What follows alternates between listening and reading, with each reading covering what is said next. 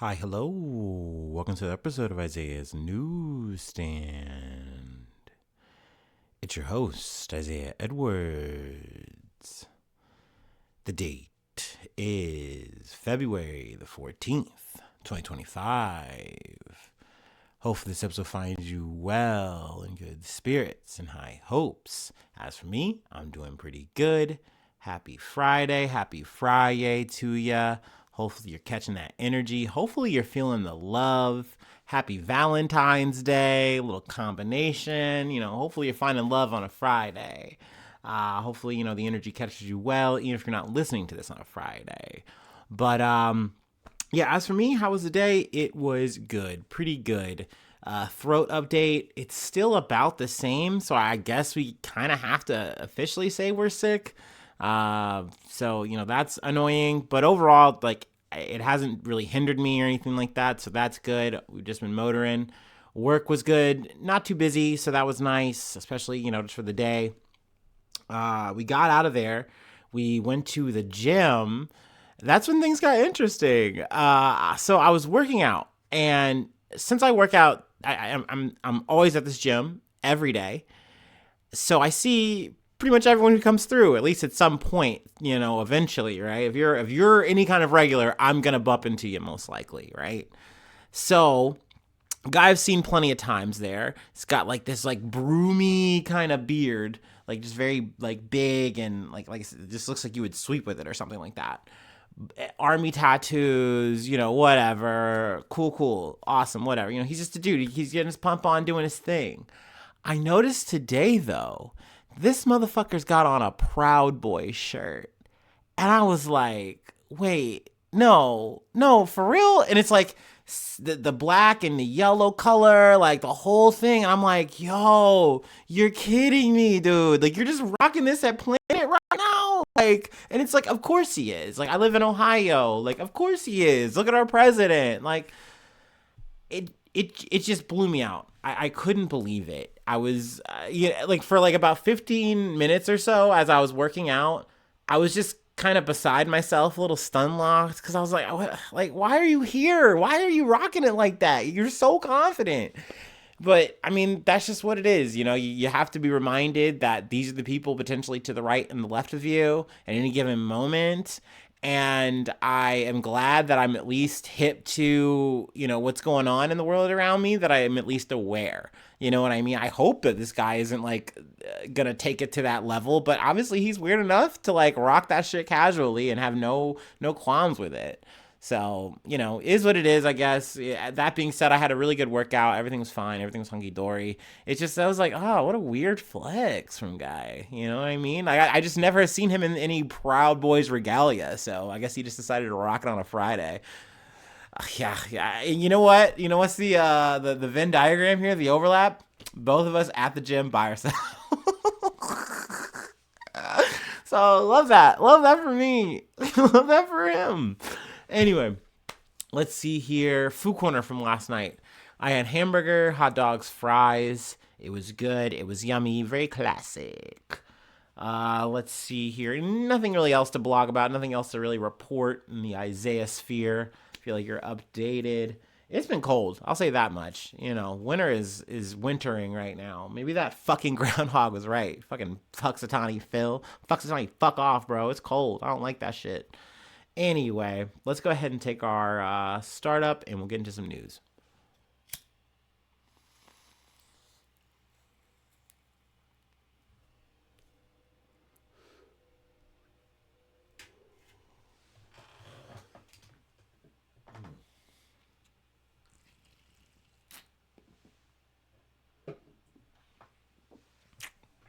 All right.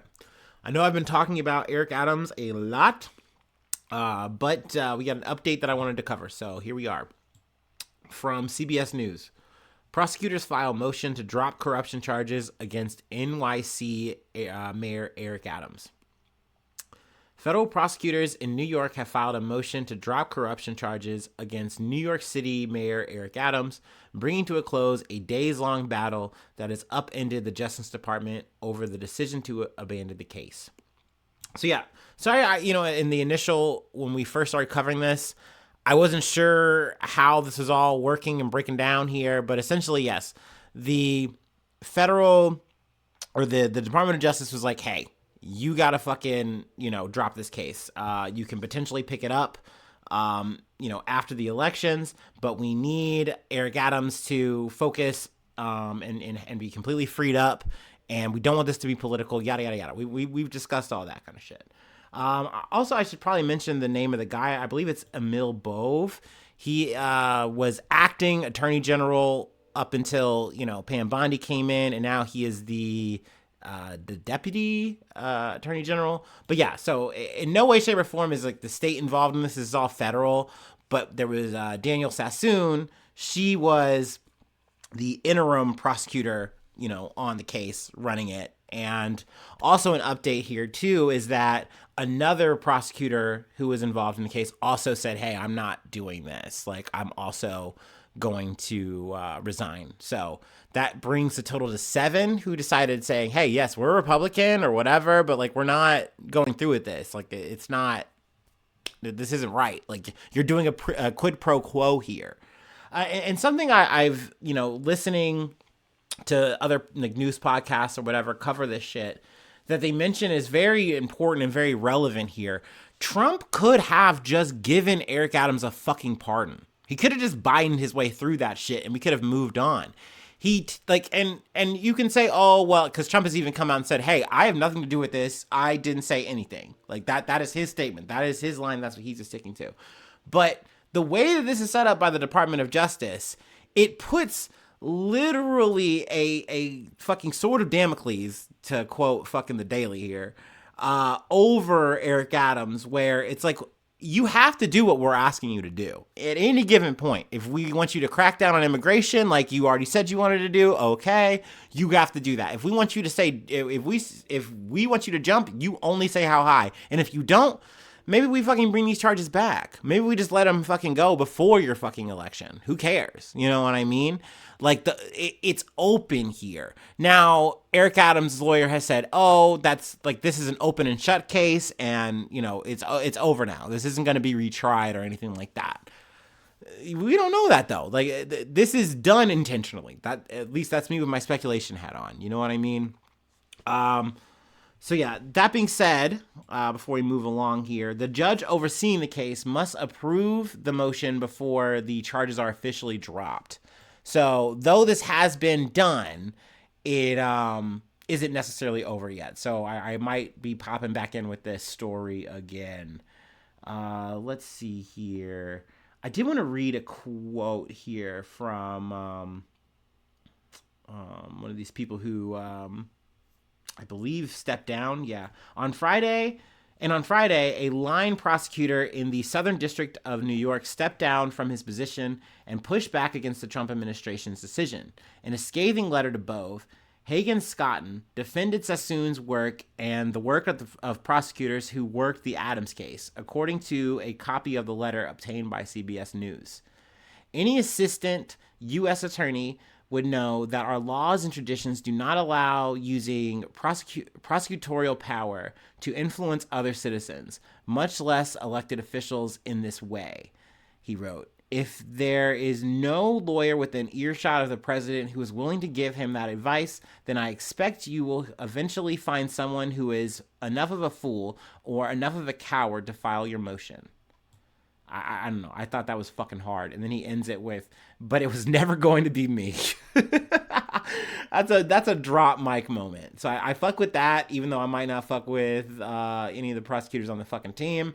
That being said, that might just be how, and it's crazy too, because Bove, and I'm going to paraphrase, or no, it wasn't Bove, it was another person who was in the Trump admin, essentially said it's like, these people are showing why Trump wants to do what he's doing, which is leading to my next point here about him doing the mass layoffs and fire, all these firings. It's like, we don't, like, this insubordination is tantamount to like being against the people. And that's what Trump is trying to root out, you know? And it's like, dude, no, fuck that. You're warping the narrative to make this shit work for you. Fuck that. And it's crazy that I'm sure there's going to be some people who are avid Trump fans who are just going to eat like narratives like that up and spit that out to the, you know, their peers or, you know, whatever, their family, whoever. It's wild to me, man. We are living in interesting times where I find myself saying, damn, crazy that moderate Republican motherfucker stood up for some shit and said some shit, stood on business. Like, here we are, you know? That's at least us for the next 4 years, at least. Anyway, moving on from CNN. Thousands of probationary employees fired as Trump administration directs agencies to carry out widespread layoffs. The Trump administration broadened its efforts to terminate thousands of probationary workers on Thursday, instructing agencies on a call to move forward with the layoffs. Officials have set their sights on probationary workers who have typically been employed for less than a year, or 2 years in some cases, because they have fewer job protections and lack the right to appeal. Labor unions representing federal employees are still working to get their arms around the full scale and scope of the firing of probationary employees this week. More than 200,000 employees have worked within the federal government for less than a year, according to the most recent 2024 data from the U.S. Office of Personnel Management, which conducted Thursday afternoon's call. The calling on Thursday took place at Departments of Energy and Veterans Affairs, among others, and followed terminations of scores of probationary workers earlier this week at the Department of Education, the Consumer Financial Protection Bureau, and the Small Business Administration. More dismissals at other agencies, including the Department of the Interior, took place Friday. I'm going to go ahead and scroll ahead here. Thousands of federal probationary health workers across agencies, including the U.S. Centers for Disease Control and Prevention and the National Institutes of Health, are expected to be pushed out Friday, sources told CNN. Workers are expected to be given 4 weeks' pay. At the CDC, about 1,300 employees could lose their jobs, a source told CNN. Among these employees is the entire first-year class of Epidemic Intelligence Service, a different source says. The EIS is the Public Health Agency's Applied Epidemiology training program. Officers are known as CDC's disease detectives, and they've been deployed since 1951 to help the public health threats in the U.S. and abroad, including smallpox eradication, Ebola, HIV, anthrax, and COVID-19. Employees of the CDC are calling this the Valentine's Day Massacre, another source told the CNN. The cuts are part of about 5,200 across the Department of Health and Human Services, one day after Robert F. Kennedy Jr. was sworn in as secretary, the health news organization STAT reported Friday. So, I mean, heads are rolling. It's officially a fucking thing, unfortunately. Also, I'm sure I'm not conveying this information properly, but essentially there's been like this lag in terms of like a report that the CDC, I think, is supposed to be putting out. So, and I don't know if that was held intentionally by the Trump administration or it was slowed because of all of the freezings or what have you. But essentially, the whole thing with the bird flu kicking up, ramping up, becoming more of an issue was delayed, and we got that information delayed as a public because of the Trump administration, more or less. I'm probably not getting that 100% correct. I'm paraphrasing that information. But once again, it definitely feels like heads are rolling. The wheels are already kind of starting to feel like, you know, they're wobbly a bit. And it's because when I initially made that prediction of like, you know, well, what fucked them up last time was a pandemic, surely won't get another one, right? That's not really my prediction, but I'm sure other people have made it. And also this the overall prediction of like, we aren't done with pandemics just because COVID-19 happened and we've all adjusted, you know, the whole new norm bullshit. We're all used to it. Like, no, like that doesn't mean it's over. But getting a potential bird flu this year, like a new bird flu that's actually like spreading, not to spread panic, because I don't, you know, that's not a thing as of yet. It's just, you know, a thing that is being talked about. It's being covered a lot because this is a concern. it would be wild, especially with how we are seeing the Trump administration essentially try to zero out as much as they can. And then what I would imagine, build up with loyalists, fill with loyalists, pack with loyalists, or just keep the remaining loyalists who are just going to be yes man for Donald Trump. Like I can't imagine what that's gonna be like. That will be pretty fucked up. But time will tell. We will see. But let's go ahead and leave the Trumpverse. Let's go ahead and hit another update that came up today from ABC News.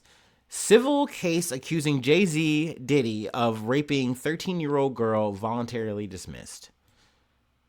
A civil case accusing Sean Diddy Combs and Sean Jay-Z Carter of sexually assaulting a then 13-year-old girl was dismissed Friday, according to a new court filing. The Jane Doe in the case, The Jane Doe in the case attorney involuntarily. Run that back again. The Jane Doe in the case attorney voluntarily dismissed the lawsuit with prejudice through her attorney, according to the filing. So that's the opposite of what we've kind of talked about before, where it's like, hey, we potentially, with no prejudice, you can easily reopen this case and, get right back to it. That's fine. With prejudice makes it harder to do so.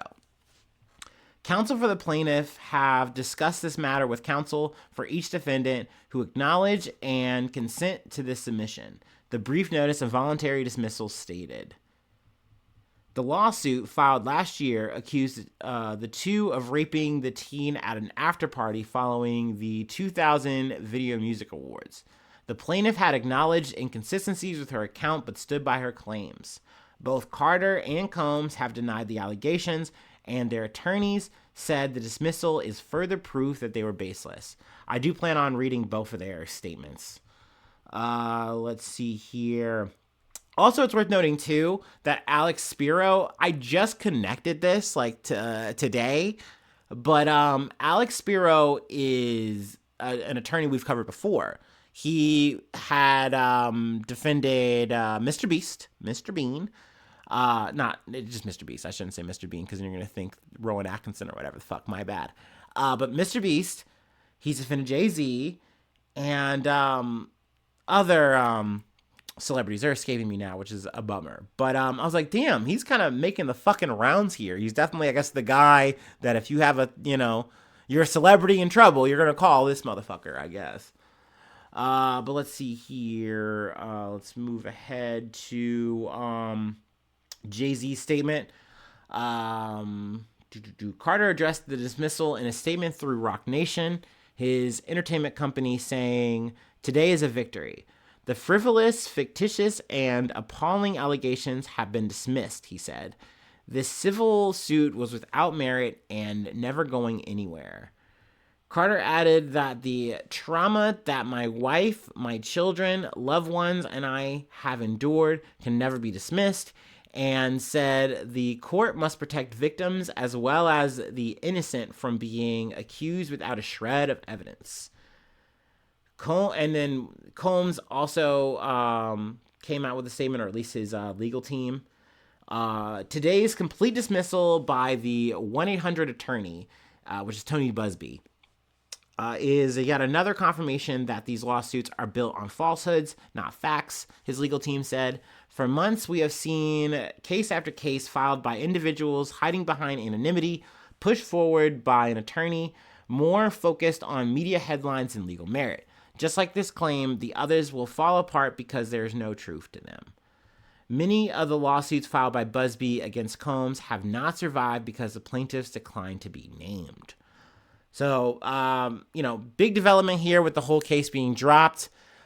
Still, I guess with my speculation hat on, I'm going to bring these stories up because they're relevant. They're big. And I also still have my 2 cents that I left back then still stand to me. I don't feel like the best way to go about this is protesting so loudly. If you are innocent, you can let the evidence hold out for you. That's the way I feel. That's the way I look at it. But I also get, coming out with a statement, yada, yada, yada, blah, blah, blah, blah. That being said, I'm going to cover this and be like, hey, it is what it is. So I'm not going to say, oh, case closed, but that is where we leave it for now, I guess you can say. So yeah, let's go ahead and move on to our last story. I guess we're going to get romantic, but not really. It's kind of the opposite of romantic. I guess it's what happens when romance has died. But at least this is for a good cause? Question mark.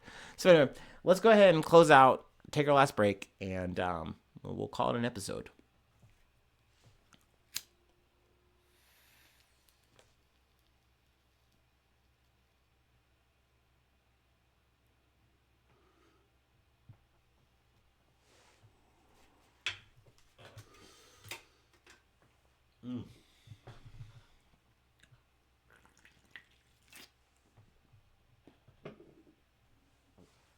All right. From the Associated Press. Why people are naming bugs, rats, and cats after their exes this Valentine's Day. Feel like dissing instead of kissing your former lover this Valentine's Day? Think your ex is more like a rat than a prince? Do you believe your former paramour would never procreate or should never procreate?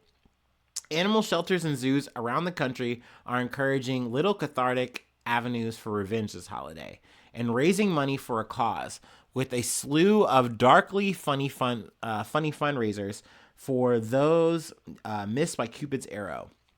Options include naming a feral cat after your old flame before it's neutered, or giving rodents or cockroaches your love bug's name before feeding them to bigger animals. The Minnesota Zoo's campaign to name a bug after either a friend or a foe has attracted donors from across the world. Now, I know the prices on some of these things can range from anywhere from like $10 to $100, all going to the animal, the fun, the shelter, whatever. So it's all for a good cause. I know there's one where you can like feed an owl or like, a bird, insert bird here. But you name a dead rat and it's frozen or whatever, your ex, your old love, your old flame, and they'll eat it. And I was listening to this story initially on the BBC, and I know some people, reacted, poorly to it. They didn't like it. Like, oh, this is cruel. This is unusual. And I'm sure, especially if you're like, any kind of like, seeing, rats getting eaten. I don't know, whatever. You're anti this. You don't think this is a good idea. I would say there's only one that was kind of a little bit weird to me. Let's see here. Just kind of get to the end. I believe it's a Tennessee zoo.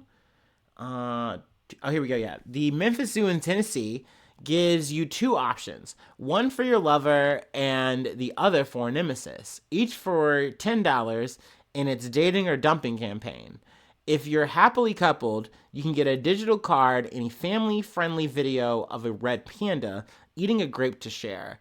But for those harboring a grudge, along with your card, you'll get a video of an elephant pooping signed with the words, "Sent with love." After Valentine's Day, the zoo will post a recap video showing the names of people memorialized in a video and will list the names that popped up the most for both daters and those earning a stinky shout out. So I would say the last part there is maybe the only potentially problematic thing, because like posting the name and it's like, hey, why is my name getting like shouted out next to an elephant shit or whatever the fuck? Like that would be a bit cringe. Also, a bit of side news here. There was this random story in the UK that was making the rounds of a girl, I think it was an ex, and she sent pictures to her ex of her farting, fully clothed, by the way, but farting. I think it was like up to like 5 videos of it. And I guess the current girlfriend saw it or whatever, called the cops, and like she got like, I think like a year or more, over a year of like community service or some shit. Like, you gotta be careful about that. So it's crazy to like hear a story like that and then fast forward to Valentine's Day and like technically you could have your name posted next to some elephant doo-doo. So that would be kind of maybe potentially upsetting. But me personally, how I feel about it, I think this is good. I think it's all for a good ass fucking cause. It's helping out animals. It's giving people, I guess, a way of venting. I don't think any of like the other ones, especially, are bad or weird.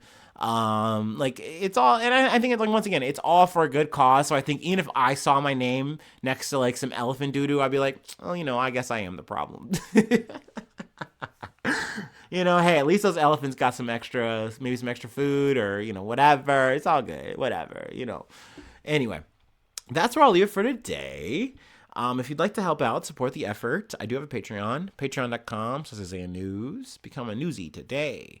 Free ways to hit me up, IsaiahNews1@gmail.com. Feel free to follow me or the podcast on any of the socials. Let's see. Subscribe to YouTube. Follow me on TikTok. Follow me on Spotify. Hit the like button. Leave a cool comment. These are all nice things that help out the effort, boost the algorithm, whatever. And thanks so much for tuning in. Thanks so much for being a friend. And hopefully I see you soon for some more good news. I love ya. Bye-bye. Mwah.